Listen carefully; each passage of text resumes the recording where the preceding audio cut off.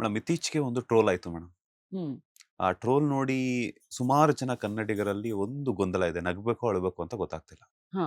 ಯಾರು ಅಲ್ಲ, national crush ಅಂತ ಪಟ್ಟವನ್ನ ಪಡ್ಕೊಂಡಿರುವಂತಹ ರಶ್ಮಿಕಾ ಅವ್ರದ್ದು. ಯಾ ತೆಲುಗುನಲ್ಲಿ ಯಾವುದೋ ಒಂದು ಈವೆಂಟ್ ಅಲ್ಲಿ ಹೇಳ್ತಾರೆ, ನಾನು ಹೈದರಾಬಾದ್ನವರು ಅಂತ ಹೇಳ್ಬಿಟ್ಟು. ಹ್ಮ್. ಮೊನ್ನೆ ಅಷ್ಟೇ ಸಿಕಿಂದರ್ ಸಿನಿಮಾದ ಯಾವುದೋ ಒಂದು ಇಂಟರ್ವ್ಯೂ ಅಲ್ಲಿ ಹೇಳ್ತಾರೆ, ಮೊನ್ನೆ ಸಿಕಿಂದರ್ ಸಿನಿಮಾ ಫ್ಲಾಪ್ ಆದ್ಮೇಲೆ ನಾನು ಕನ್ನಡದವಳು, ಕರ್ನಾಟಕದವಳು ಅಂತ. ಸೊ ಇದನ್ನ ನೋಡಿ ನಿಮ್ಗೆ ಏನ್ ಅನ್ನಿಸ್ತು? ಬಿಕಾಸ್ ಒಬ್ಬ ನಟಿಯಾಗಿ, ಹಾ. ಒಬ್ಬ ಕನ್ನಡದವರಾಗಿ ನಿಮ್ಗೆ ಏನ್ ಅನ್ನಿಸ್ತು ಅಂತ.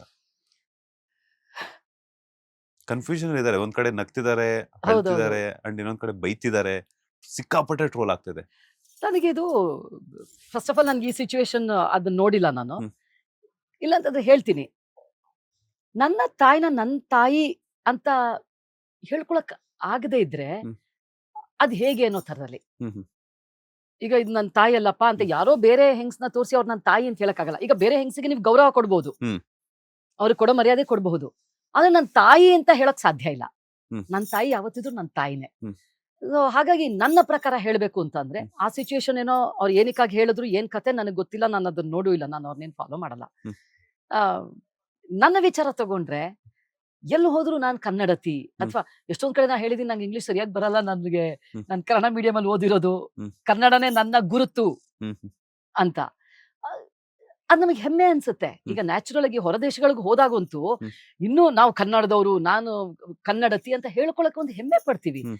ಆ, ನಿಮ್ಮ ಗುರುತೇನಿದೆ, ಹ್ಮ್. ನಿಮ್ಮ ಬೇರೇನಿದೆ, ನಿಮ್ಮ ತನ ಏನಿದೆ, ನಿಮ್ಮ ಭಾಷೆ ಏನಿದೆ, ಅದನ್ನ ಹೇಳ್ಕೊಳಕ್ಕೆ ಸಾಮಾನ್ಯ ನಾನು ಇಷ್ಟು ದಿನ ಅರ್ಥ ಮಾಡ್ಕೊಂಡಿದ್ದ ಪ್ರಕಾರ ಹೆಮ್ಮೆ ಪಡ್ತೀವಿ. ಹ್ಮ್. ಅದನ್ನ ಅನ್ಯತಾ ಮಾತಾಡೋದಕ್ಕೆ ಹೇಗೆ ಅಂತ ನನಗೆ ಸತ್ಯವಾಗ್ಲೂ ಅರ್ಥನೇ ಆಗ್ತಾ ಇಲ್ಲ. ಹ್ಮ್. ಈಗ ಮೊನ್ನೆ 1 ತಿಂಗಳು ಅಮೆರಿಕಾಗ್ ಹೋಗಿ ವಾಪಸ್ ಬಂದ್ಮೇಲೆ ಹ್ಮ್. ಏರ್‌ಪೋರ್ಟ್ ಇಂದ ಬಂದ ತಕ್ಷಣ ನಾನು ಮೊದಲು ಹಾಕಿದ್ದು ಅಲ್ಲಿ ಆ ಕನ್ನಡದಲ್ಲಿ ಫಲಕ ನೋಡ್ಬಿಟ್ಟು ನನಗೆ ಅಬ್ಬಾ! ಹ್ಮ್. ಮನೆವರೆಗೂ ರೀಚ್ ಆಗೋ ಅವಶ್ಯಕತೆನೇ ಇರ್ಲಿಲ್ಲ ನನಗೆ. ಹ್ಮ್. ಆ ಏರ್‌ಪೋರ್ಟ್ ಅಲ್ಲೇ ಅಬ್ಬಾ! ಮನೆಗ್ ಬಂದ್ಬಿಟ್ನಪ್ಪ ಹ್ಮ್. ಅನ್ನಿಸ್ತು. ಆ ಕನ್ನಡ ಪದಗಳನ್ನ ನೋಡಿದ ತಕ್ಷಣ ನಿಮ್ಗೆ ಅಷ್ಟೇ.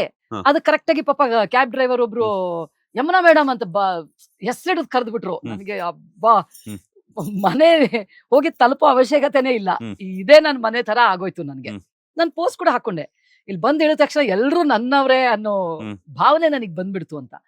ಆ ರೀತಿ ಇರ್ಬೇಕಾದ್ರೆ ಹ್ಮ್.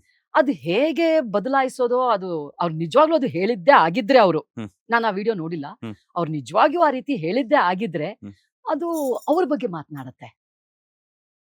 ಇನ್ಯಾರ ಬಗ್ಗೆನೂ ಅಲ್ಲ. ಅದು ಅವ್ರ ಹೌದು. ಬಗ್ಗೆ ವಿಚಾರಗಳನ್ನ ಹೇಳುತ್ತೆ. ಆಮೇಲೆ ಇನ್ನೊಂದು ಏನು ಅಂತಂದ್ರೆ, ನಮ್ಮ ಕನ್ನಡಿಗರು ಸ್ವಾಭಾವಿಕವಾಗಿ ಹ್ಮ್. ಆ ತುಂಬಾ ಒಂಥರ ಸಹಿಷ್ಣುತೆ ಜಾಸ್ತಿ. ಹ್ಮ್. ಎಲ್ಲದನ್ನು ಸಹಿಸ್ಕೋತೀವಿ. ಇಲ್ಲೇ ನೋಡಿ, ಇಲ್ಲ ಅಂತಂದ್ರೆ ಬೆಂಗಳೂರಿನಲ್ಲಿ ಇವತ್ತು ಕನ್ನಡ ಮಾತನಾಡೋರ ಸಂಖ್ಯೆ ಇಷ್ಟು ಕಡಿಮೆ ಆಗ್ತಾನೆ ಹೌದು. ಇರ್ಲಿಲ್ಲ. ಕನ್ನಡಕ್ಕಿಂತ ಜಾಸ್ತಿ ಬೇರೆ ಭಾಷೆಗಳೇ ಹ್ಮ್. ನಡೀತಾ ಇದೆ ನಮ್ಮ ಹ್ಮ್. ಬೆಂಗಳೂರಿನಲ್ಲಿ. ಇನ್ನೊಂದು 16 ವರ್ಷ ಹೋದ್ರೆ ಕನ್ನಡನೇ ಇರಲ್ಲ. ಹಾಗೆ ಕಾಣಿಸ್ತಾ ಇದೆ ಇವಾಗ. ಹ್ಮ್. ನಮಗೆ ಒಂದು ಟಾಲರೆನ್ಸ್ ಹ್ಮ್. ತುಂಬಾ ಜಾಸ್ತಿ ಇದೆ ಕನ್ನಡಿಗರಿಗೆ. ಹ್ಮ್. ಸೊ ಹಾಗಾಗಿ ಯಾರು ಏನ್ ಬೇಕಾದ್ರೂ ಮಾತಾಡ್ಬೋದೇನೋ ಅನ್ನೋ ಹ್ಮ್. ಮನಸ್ಸಿಗೆ ಬಂದಿರುತ್ತೋ ಏನೋ, ಹ್ಮ್. ಅದು ನನಗೆ ಗೊತ್ತಿಲ್ಲ. ಆದ್ರೆ ನಮಗಂತೂ ಆ ಕುವೆಂಪು ಅವರು ಹೇಳ್ತಾರಲ್ಲ, ಹ್ಮ್. ನಾಲ್ಗೆ ಸೀಳಿ ನರಕಕ್ಕೆ ದೂಕಿದ್ರುನು ಹ್ಮ್. ಕನ್ನಡ ಅಂತಾನೆ ನಾ ಹೇಳೋದು. ಹ್ಮ್. ಹ್ಮ್. ಆ ರೀತಿಯಾಗಿ ನಮ್ಗಳಿಗೆಲ್ಲ ಅದು ಬಿಟ್ರೆ ಏನೋ ನಮ್ಗೆ ಐಡೆಂಟಿಟಿನೇ ಇಲ್ಲ. ಹ್ಮ್. ಯಮುನಾ ಯಾರು ನೀವು, ಎಲ್ಲಿಯವರು ಅಂದ ತಕ್ಷಣ ಫಸ್ಟ್ ಬರೋದೇ ನಮಗೆ ನಾನು ಕನ್ನಡತಿ, ನಾವು ಕರ್ನಾಟಕದವಳು ಅಂತ ಬರುತ್ತೆ ಹ್ಮ್. ಬಾಯಿಗೆ. ಮೊದಲನೇದಾಗಿ ನನಗಂತೂ ಒಂದ್ ಸ್ವಲ್ಪ ಮೈಸೂರಿನವಳು ಅಂತಾನು ಬರುತ್ತೆ. ಹ್ಮ್. ಇನ್ನು ಹ್ಮ್. ಮೈಸೂರಲ್ಲಿ ಹುಟ್ಟು ಬೆಳೆದಿದ್ದೀನಿ. ಹಾಗಾಗಿ ನಮ್ಮ ಬೇರನ್ನ, ನಮ್ಮ ತನವನ್ನ ಬಿಟ್ಟು ಮಾತಾಡೋದಕ್ಕೆ ನನಗಂತೂ ಅದು ಅರ್ಥ ಆಗಲ್ಲ ಹೇಗೆ ಅಂತ. ಬಹುಶಃ ಅವ್ರ ಅವಕಾಶಗಳಿಗೋಸ್ಕರ ತ ಮಾತಾಡಿರ್ಬೋದಾ ಅಂತ. ಅದೇ ಅವ್ರ ಸಿಚುವೇಶನ್ ಹೇಗಿತ್ತು ನನಗೆ ಅರ್ಥ ಆಗ್ತಾ ಇಲ್ಲ. ಹ್ಮ್. ಅವ್ರಿಗೆ ಆ ರೀತಿ ಮಾತಾಡ್ಸಿದ್ದು ಯಾಕೆ ಹ್ಮ್. ಅನ್ನೋ ಒಂದು ಇದು ನನಗೆ ಗೊತ್ತಿಲ್ಲ. ಆ ಹ್ಮ್. ಕಾಂಟೆಕ್ಸ್ಟ್ ಏನಿದೆ ಅನ್ನೋದು ನಾನು ನೋಡಿಲ್ಲ ಅದನ್ನ. ಆ ಸಂದರ್ಭನ ನಾನು ನೋಡಿಲ್ಲ. ಸೊ ಹಾಗಾಗಿ ಗೊತ್ತಿಲ್ಲ. ಹ್ಮ್. ಆದ್ರೆ ನೀವು ನನ್ನನ್ನು ಎಂಥ ಹ್ಮ್. ಪರಿಸ್ಥಿತಿನಲ್ಲಿ ಕೇಳಿದ್ರುನು ನಮಗ್ ಬರೋದು ನನ್ನ ಐಡೆಂಟಿಟಿ. ಹ್ಮ್. ಕನ್ನಡನೇ ನನ್ನ ಐಡೆಂಟಿಟಿ. ಅದು ಹ್ಮ್. ಬಿಟ್ರೆ ನನಗೆ ಇನ್ಯಾವುದು ಗುರುತಿಲ್ಲ. ಹ್ಮ್. ಇವಾಗ ನನ್ನ ತಂದೆ ತಾಯಿ ಆದ ತಕ್ಷಣ ನೆಕ್ಸ್ಟ್ ಬರೋದು ಏನು ನಿಮಗೆ? ಹ್ಮ್. ನಿಮ್ಮ ಐಡೆಂಟಿಟಿನೇ ನಿಮ್ಮ ಜಾಗ, ಹ್ಮ್. ನಿಮ್ಮ ಭಾಷೆ. ಸೊ ಹಾಗಾಗಿ ಅದನ್ನು ಬಿಟ್ಟು ಮಾತಾಡೋದು ನನಗಂತೂ ಅರ್ಥ ಆಗಿಲ್ಲ. ಓಕೆ. ಈ ನೀವು ಹೇಳ್ತಿದ್ರೆ ನನಗೊಂದು ಮಾತು ನೆನಪಾಗ್ತದೆ. ನಾನು ಇತ್ತೀಚೆಗೆ ರಂಗಾಯಣ ರಘು ಸರ್ಗೆ ಒಂದು ಕಾಲ್ ಮಾಡಿದ್ದೆ. ಹಾ. ಸರ್, ನಿಮ್ದೊಂದು ಇಂಟರ್ವ್ಯೂ ಬೇಕು ಅಂತ. ಹಾ. ಅವ್ರು ಹೇಳಿದ್ರು, ಶೂಟಿಂಗ್ ಅಲ್ಲಿ ಬಿಸಿ ಇದ್ದೀನಿ ಕಣಪ್ಪ, ಇಂಟರ್ವ್ಯೂ ಅಂತಂದಾಗ ಯಾವ ತರ ಇಂಟರ್ವ್ಯೂ ಅಂತಂದ್ರು. ಸುಮ್ನೆ ನಿಮ್ಮ ಪ್ರೊಫೈಲ್ ಫುಲ್ ಸರ್ ಅಂತಂದ್ರೆ. ಅಯ್ಯೋ, ಆಲ್ರೆಡಿ ಕೊಟ್ಬಿಟ್ಟಿದ್ದೀನಪ್ಪ ಎಲ್ರಿಗೂ, ಹೇಳಿದ್ದೆ ಹೇಳ್ಕೊಂಡು ಕೂತ್ಕೊಂಡ್ರೆ ಬೇಜಾರಾಗುತ್ತೆ. ಈಗ ನಮ್ಮ ತಂದೆ ತಾಯಿ ಹೆಸರನ್ನ ಚೇಂಜ್ ಮಾಡಕ್ಕಾಗುತ್ತಾ? ಹ್ಮ್. ಆಗಲ್ಲ.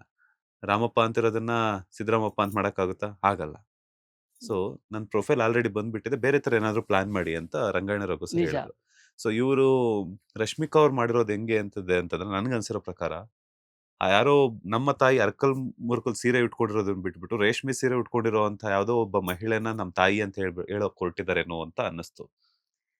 ಬಿಕಾಸ್ ಯಾಕೆ ಅಂತಂದ್ರೆ ಅವಕಾಶಗಳಾಗಿರ್ಬೋದು, ಹ್ಮ್. ಅಥವಾ ಸಿನಿಮಾ ರಂಗದಲ್ಲಿ ಬೆಳಿಬೇಕು ಅನ್ನುವಂಥ ಆಸೆ ಆಗಿರ್ಬೋದು, ತಮ್ಮ ತನವನ್ನ ಬಿಟ್ಟು, ತಮ್ಮ ಹುಟ್ಟಿರುವಂತ ನೆಲವನ್ನ ಬಿಟ್ಟು, ತಮ್ಮ ಊರನ್ನ ಬಿಟ್ಟು, ತಮ್ಮ ಭಾಷೆಯನ್ನ ಬಿಟ್ಟು, ನಾನು ಇವಾಗ ಅಲ್ಲೋಗಿ ಹೈದರಾಬಾದಲ್ಲಿ ಇದ್ದಾರೆ ಅಂತಂದಾಗ ಒಂದಷ್ಟು ಸಿನಿಮಾಗಳು ಮಾಡ್ಲಿ, ಅವಕಾಶಗಳು ಸಿಗುತ್ತೆ, ಮಾಡ್ಕೊಳ್ಳಿ, ಅವರ ಲೈಫ್ ಸ್ಟೈಲ್ನ ಲೀಡ್ ಮಾಡ್ಕೊಳ್ಳಿ, ಅವರ ಒಂದು ಆಸೆಗಳನ್ನ ಪೂರೈಸ್ಕೊಳ್ಳಿ. ಅದನ್ನ ಬಿಟ್ಟು ನಾನು ಹೈದರಾಬಾದ್ ನೋಡೆ ಅಂತಂದ್ರೆ ಹೆಂಗ್ ಸಾಧ್ಯ ಆಯ್ತು ಅಂತ. ಇವಾಗ ನೋಡಿ ಅವ್ರು ಹೇಳಿರೋದು ಅವ್ರಿಗೆ ಮುಳುವಾಯ್ತು ತಾನೆ. ಹೌದು. ಈಗ ಅದರಿಂದ ಯಾರಿಗೂ ಲಾಸ್ ಆಗಿಲ್ಲ. ಹ್ಮ್. ಅವಾಗ ಏನಾಗತ್ತೆ, ಈಗ ನಾನ್ ಯೋಚನೆ ಮಾಡೋ ಪ್ರಕಾರ ಆ ರೀತಿಯಾಗಿ ಈಗ ನಾನೇ ಮಾತಾಡ್ದೆ ಅಂತಾನೆ ಇಟ್ಕೊಳ್ಳಿ, ಅದು ನನ್ನ ವ್ಯಕ್ತಿತ್ವನ ಸೂಚಿಸುತ್ತೆ, ಹ್ಮ್. ಅದು ನನ್ನ ಬಗ್ಗೆ ಹೇಳುತ್ತೆ. ಅವಾಗ ನಿಮ್ಮನ್ನ ನಂಬೋರು ಯಾರು? ಹ್ಮ್. ಈಗ ಬೇರೆಯವ್ರಾದ್ರು ಏನ್ ಮಾತಾಡ್ತಾರೆ, ಅವ್ರ ತಾಯಿ ಬಗ್ಗೆನೇ ಅವಳಂಗ್ ಮಾತಾಡಿದಾಳೆ ಅಂದ್ರೆ ಹ್ಮ್. ಅವಳು ಯಾರ ಬಗ್ಗೆ ಬೇಕಾದ್ರೂ ಏನ್ ಬೇಕಾದ್ರೂ ಮಾತಾಡ್ಬೋದು ಅನ್ನೋದು ಬರುತ್ತೆ ತಾನೆ. ಹೌದು. ಸೊ ಇಲ್ಲಿ ಹಾಳಾಗೋದು ನಾನ್ ಏನ್ ಹೇಳ್ತೀನೋ ಅದ್ರ ಮೇಲೆ ಜನ ನನ್ನನ್ನ ಹ್ಮ್. ನೋಡ್ತಾರೆ. ಸೊ ಹಾಗಾಗಿ ಈ ವಿಚಾರದಲ್ಲಿ ಬಹಳ ಹುಷಾರಾಗಿರ್ಬೇಕು. ಅವ್ರು ಏನ್ ಹೇಳ್ತೀವಿ, ಹ್ಮ್. ಎಂತ ಸಂದರ್ಭ ಬಂದ್ರು ಕೆಲವ್ರನ್ನ ಬದಲಾಯಿಸಕ್ಕಾಗಲ್ಲ. ಒಂದು ನಿಮ್ಮ ತಂದೆ ಹ್ಮ್. ತಾಯಿ, ಹ್ಮ್. ನಿಮ್ಮ ರಿಲಿಜನ್, ನೀವು ಬಂದಂತ ಭಾಷೆ, ಹ್ಮ್. ನಾಡು ನುಡಿ, ಇದೆಲ್ಲ ಬದಲಾಯಿಸಕ್ಕಾಗಲ್ಲ. ಹೌದು. ಬೇರೆ ಹೇಳ್ಬೋದು, ಹೌದು ನನಗೆ ಸೀರೆ ಹಾಕೊಳಕ್ ಇಷ್ಟ ಅಲ್ಲಪ್ಪ, ನಂಗೆ ಜೀನ್ಸ್ ಇಷ್ಟ, ಹ್ಮ್. ನಾಳೆ ಇಲ್ಲ ನಂಗೆ ಜೀನ್ಸ್ ಬೋರ್ ಆಯ್ತು, ನಂಗೆ ಸೀರೆನೇ ಇಷ್ಟ, ಹ್ಮ್. ಇದೆಲ್ಲ ನೀವು ಬದಲಾಯಿಸ್ಕೊಳ್ಳಿ. ನೆನ್ನೆವರೆಗೂ ನನಗೆ ದೋಸೆ ಇಷ್ಟ ಇತ್ತು, ಇವತ್ತಿಂದ ನಂಗೆ ಉಪ್ಪಿಟ್ಟು ಇಷ್ಟ. ಹ್ಮ್. ಇವೆಲ್ಲ ಬದಲಾಗ್ತಾ ಇರುತ್ತವೆ ಜೀವನದಲ್ಲಿ. ಹ್ಮ್. ಆದ್ರೆ ಕೆಲವನ್ನ ನೀವು ಬದಲಾಯಿಸೋದಕ್ ಸಾಧ್ಯವೇ ಇಲ್ಲ. ಆ ರೀತಿ ನೀವು ಬದಲಾವಣೆ ಮಾಡ್ಕೊಂಡು ಮಾತಾಡಿದ್ರುನು ಹ್ಮ್. ಅದು ನಿಮ್ಮ ವ್ಯಕ್ತಿತ್ವನ ತೋರಿಸುತ್ತೆ ಹೊರತು ಅದರಿಂದ ಬೇರೆಯವ್ರಿಗೆ ಯಾವ ಲಾಸು ಇಲ್ಲ.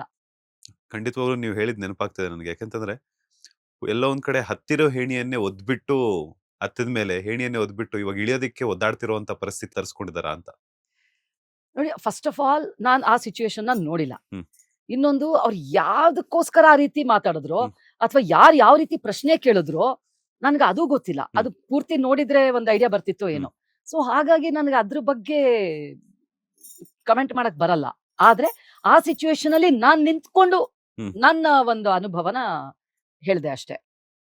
ನನಗಂತೂ ಸಾಧ್ಯ ಇಲ್ಲ. So, okay. ಎಂತ ಪರಿಸ್ಥಿತಿನಲ್ಲೂ.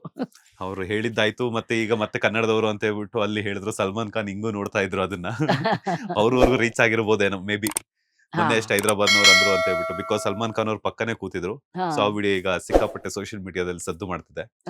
ಸೊ ಹಾಗಾಗಿ ಲೇಟೆಸ್ಟ್ ಹಾಗೂ ಇಂಟ್ರೆಸ್ಟಿಂಗ್ ಸುದ್ದಿಗಳಿಗಾಗಿ ಬಾಸ್ ಟಿವಿ ಕನ್ನಡ ಚಾನೆಲ್ನ ಸಬ್ಸ್ಕ್ರೈಬ್ ಮಾಡಿ. ಹಾಗೆಯೇ ಬೆಲ್ ಐಕಾನ್ ಪ್ರೆಸ್ ಮಾಡಿ. ಇದರ ಜೊತೆಗೆ ಫೇಸ್ಬುಕ್, ಇನ್ಸ್ಟಾಗ್ರಾಮ್, ಎಕ್ಸ್ ನಲ್ಲೂ ಮಿಸ್ ಮಾಡದೆ ಫಾಲೋ ಮಾಡಿ.